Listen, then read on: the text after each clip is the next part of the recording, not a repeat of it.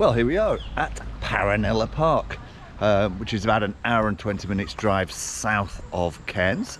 Very easy driving, especially two straight roads. You don't really sort of turn off, maybe a couple of turn-offs, but very easy drive. Beautiful countryside, past some sugar plantations, banana plantations, and there's quite a few cars here. It's a surprise when we yeah, you just sort of like arrive. Let's go, we've got our paperwork, let's go and see what we have to offer at Paronella Park. We've come into the park. We have seen the people at the entrance who've given us a talk through. So we've got guided tours every 30 minutes that last for about 35 minutes, and then they leave you in the park to explore. So we'll do one of those. We've come through to the cafe to grab some lunch before we go on the tour. I'll show you this cafe. It's beautiful. So there is where you order. They've got rolls, they've got vegan options and vegetarian options, and they're happy to change some things around to suit your dietary requirements. And gluten-free, yes, nice little seating area up on the top and some seating area down here, which is where we are. And the tours leave from just down here, where tours leave from here. So we're about to have some lunch and then we will join the tour. I was really blown away when we came into the car park and we've come through the little gift shop. It is so well organised and it's beautifully laid out, and there are lots of people here. I don't know why I thought it would be quite empty and not so. I think it's possibly because it's so far away. So far away from a lot of places. Yeah. Yeah. This is. I can feel this is going to be a good day. Our rolls have arrived, so I've got the nice touch here, ham salad roll. Looks like a lovely big roll. It's going to be very filling, and I've got a Bundaberg ginger beer. I'd just like to say, by the way, that Bundaberg do not sponsor our channel, but if you're watching Bundaberg, we're quite happy to take offers. you are rather partial to their ginger beer, aren't you? Ginger beer. He does like his ginger beer. And I've also got a freshly made roll with beetroot jam, pesto mayonnaise, all sounds very fancy. And I've got a coffee, and I've done the coffee test, and I have to tell you, it's very good coffee indeed. Good, now good, let good. me tell you a little bit about the park. Yes, tell us a bit about Paronella Park. Jose Paronella was from Catalonia, Spain, and he arrived, I think it was 1913, to build his fortune in Australia and build a paradise for his bride, Matilda, I think she was. Let me just check. Matilda. I might have to pick this little bit. Yes, Matilda. So he was an architect, an engineer, and a builder. And when he came over to Australia, he bought and improved sugar plantations, and that's how he made his money.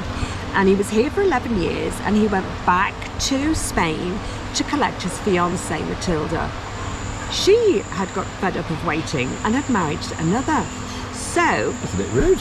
well, he did the next best thing, and he Married his proposed to Margaret. He married the younger sister, Margarita, and they came back. And he found this plot of land, which is, I think it's about 13 acres, next to the falls, next to Mina Creek Falls. Oh yeah. And decided to develop it. And he's built a castle here. And he's been ingenious. If you think about the time this is, so this is now in the 1920s, he built a hydro dam to have electricity. So it was self-powered. The castle and the whole development self-powered.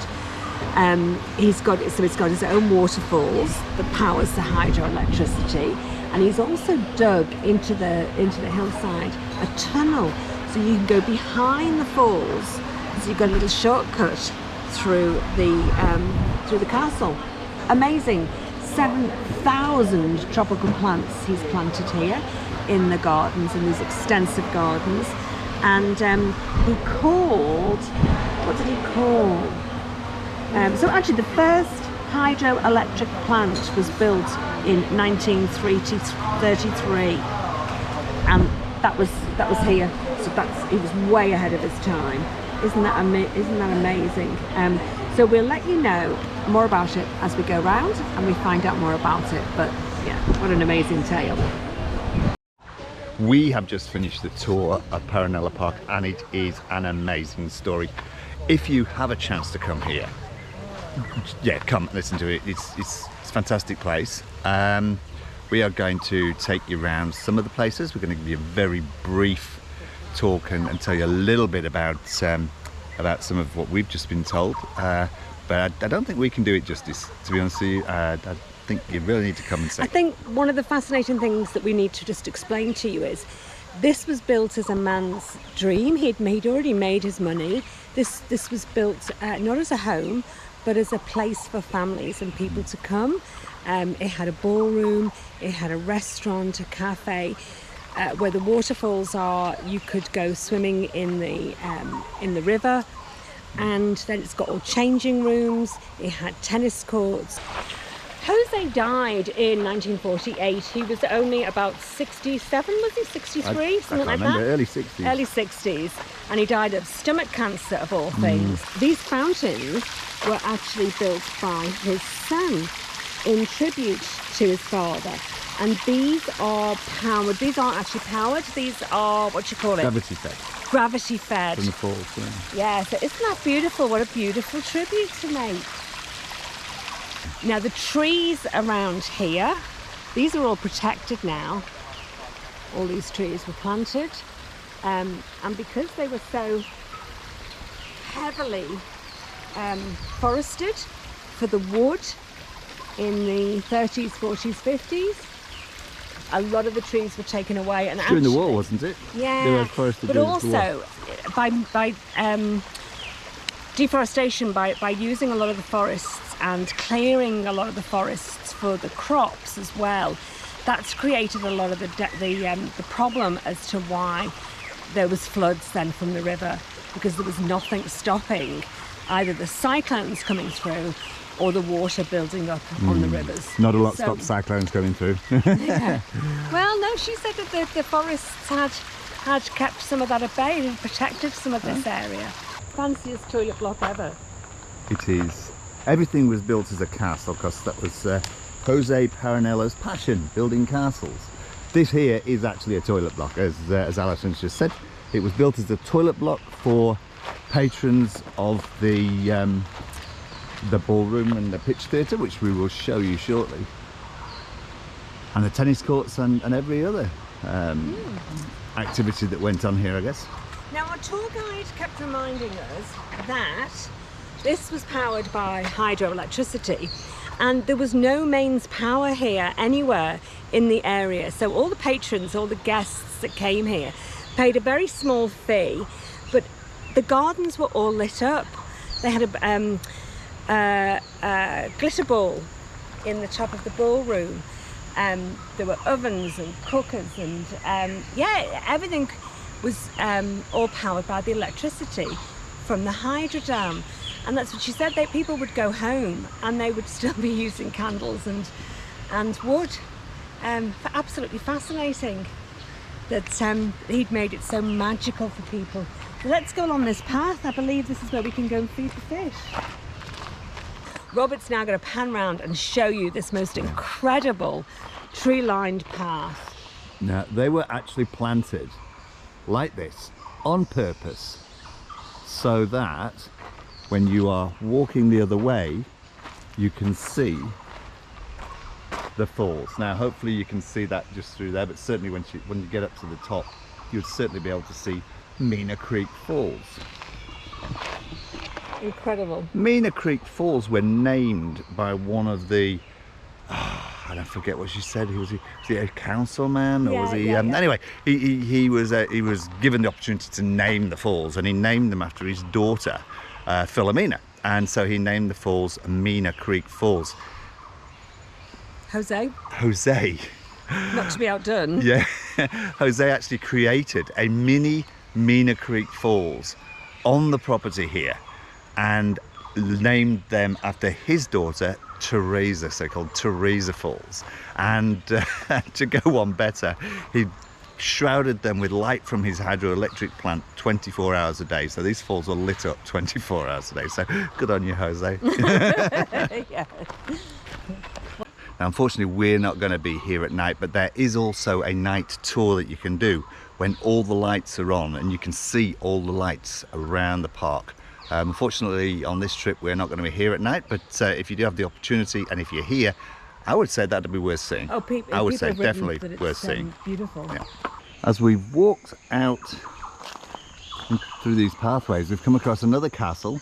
Oh, this is the Tunnel of Love. Oh, this is the Tunnel of Love, is it?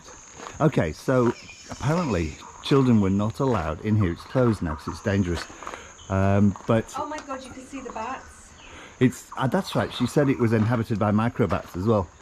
But yeah, children were not allowed in here. Let's have a look and see. Oh yeah, we can see the bats. Maybe you can see them. This was going to be an aquarium, and he dug out the tunnel and put the holes in where the fish tanks were going to go. But because of the porous nature of the rock and the compound, it became evident that he was never going to be able to use an aquarium because there's water just dripping through all the time. Oh, there's the palm fallen behind me.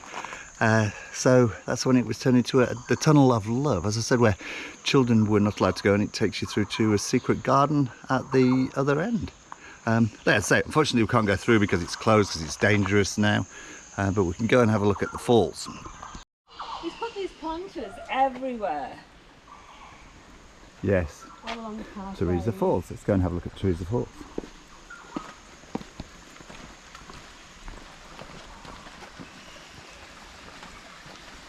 So if you remember, Teresa Falls are a mini version of Mina Creek Falls, named after his daughter Teresa.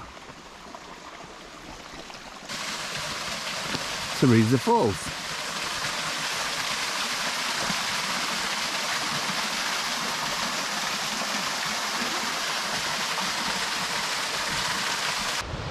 Here's the actual Mina Creek Falls, and Jose Paronella built these picnic tables down at the bottom. There are 25 picnic tables holding 4 people, so the area could hold 100 people for a picnic down by the river, where they could go swimming and just enjoy the area. Now we are here at the cafe. This is the side of the cafe, and there are changing cubicles.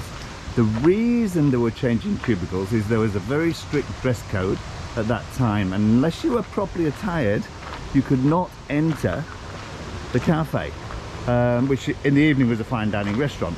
But you can imagine we are here in tropical North Queensland, and for men to have to wear a full dinner attire in the evening and long trousers, shirts, ties, jackets during the day, and the ladies' full-length dress would have been, even with electricity, it would have been quite uncomfortable in this heat and humidity. Down by the river, I guess you could eat in there and then change into your bathing suit and then go down to the river for a swim. Absolutely beautiful, but a day out with Rob and Ali is not complete without a warning. Warning, Akchung! Crocodiles inhabit this area.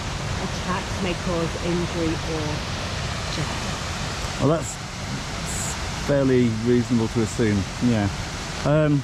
However, from the guide saying that people would come down here and go swimming in the creek with crocodiles around.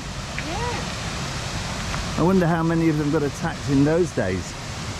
Now, you may or may not have heard of this treatment that you can have, whereby you put your feet in a bath of fish, and the fish nibble away at the dead skin. I've never had it done. I don't know if you have or not. It doesn't really appeal to me, but apparently the people who've had it done say it's very nice, very relaxing. So here we have some fish in the creek. Bear in mind, this is the creek where the crocodile warning was. But Al is going to put her I don't even know why she's got that jacket on a day like this, to be honest with you. It is probably about 30 degrees, but so she's going to put her foot into the water here. I just hope they don't bite. I hope they don't pull you in and drag you off, or a crocodile suddenly appears. But here we go, social experiment. Are the fish coming close? Are they biting your toes yet? Let's see what happens if one comes close. That'll be interesting. Bearing in mind that we've been walking around Paronella Park for a few hours now, they probably don't even want to come close to your feet.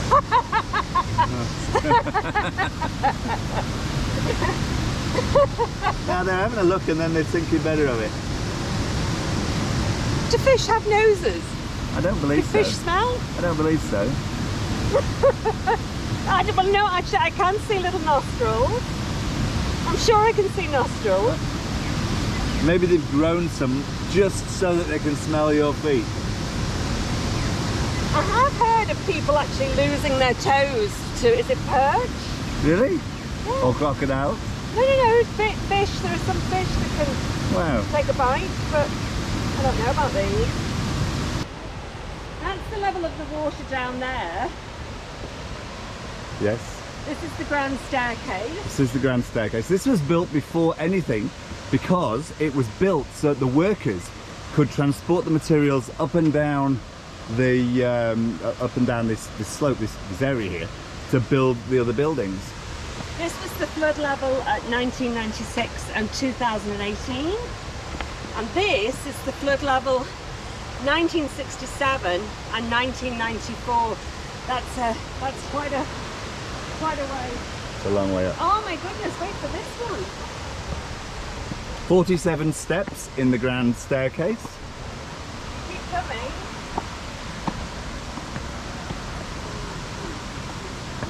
And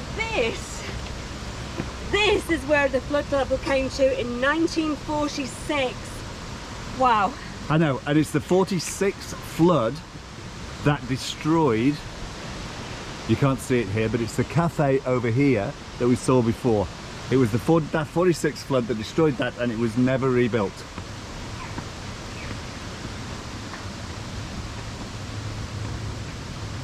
How many steps did you say? 47.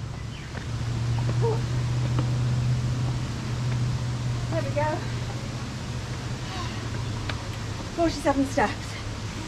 If you're not up to doing the 47 steps, the park staff will arrange a vehicle to take you up the side. So you don't have to miss out on anything.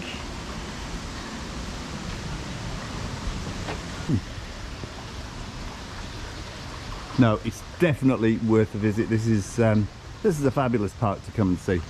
Heritage Park. So I think we've just got one more building left to see. Yes, we've got one more building left to see, which we'll go around here for. Although this is the original house, which is also the museum. So this is the original house that Jose and his wife lived in while they were building the castles and creating the park. Okay, so this room where we are now was the ballroom, and you will see the mirror ball, and that is actually a mirror ball was in this room, in this ballroom. And again, as Alison said before, while people didn't have houses, they had houses, but they didn't have electricity in their houses. When they didn't have electricity in their houses, this ball would hang a bit further back in this ballroom, further back, with lights shining on it and making a sparkling, absolutely beautiful place for people to come and dance and fabulous. And weddings were hosted here and formal events. Weddings, formal events. Coloured lights all the way around. Now, this is just, although it's pretty much ruins now, it's a very, very happy place. And you know, when we first came in and I said, you can just get a sense that I'm going to enjoy this. Some places you just get that sense you're going to enjoy because they're happy places, and this is one of them. It certainly is. And just to go on there, this room also, this is where the stage was. At the back there were velvet curtains, red, blue velvet curtains on this stage at the end. Now, it was damaged by fire. A fire hit the place, but it continued to operate, and even though you see the state it's in now, it operated right the way up until 1979. It was still being used until 1979. You might think, how can it have got in such a state? There's just a few walls left. The answer is good old Mother Nature herself. Cyclones. 2 cyclones hit this. Cyclone Larry in 2006 and Cyclone Yazzie, I think, was 2011, which have left it in its current state. But before then, and when it's still being operated, after it was a ballroom, it became a theatre. That's right, a picture house. Yes, and they used to show pictures here, show movies. So yes, fabulous. It's such a shame. And the shame, I guess, is that, you know, Mother Nature is going to continue to do her stuff, and at some stage we will get a cyclone through here again, and what damage that will do then, who knows? Well, actually, I have been to, especially, well, in the UK. In the UK, we have a lot of ruins, a lot of very, very old places, and when they're lit up in the evening, they still make beautiful places to put on theatre productions and music productions. So I've even been to places that have been old monasteries built in the 1300s that are just ruins, and with coloured lights, it's just fantastic. So this place is open in the evening, and I would suggest that absolutely would be worth the trip. It would be worth it if they had something like music on, or if they did some amateur theatre productions. Yes. Would make it a very special evening indeed. Okay, well, that's the final building. That's the end of our tour of Paronella Park. It was nothing like we expected. I don't know what we expected, but this wasn't it. Hopefully you've got a bit of a flavour of what it's like. But as I said right at the beginning, we can't do this justice in this video. You have to come, spend a day, visit the place, soak up the culture and the history, and enjoy. And there is, what's it called? Murdering Point Winery. Murdering Point Winery, just up the road, and there was something else, wasn't there? There was another waterfalls. Can't remember. Yeah, so but there are other. Yeah, there's a few things in the area. Just in the area, if you're going to make a really full day of it with your family. Okay. Just coming out. That's Let's us hit from the road. Paronella Park.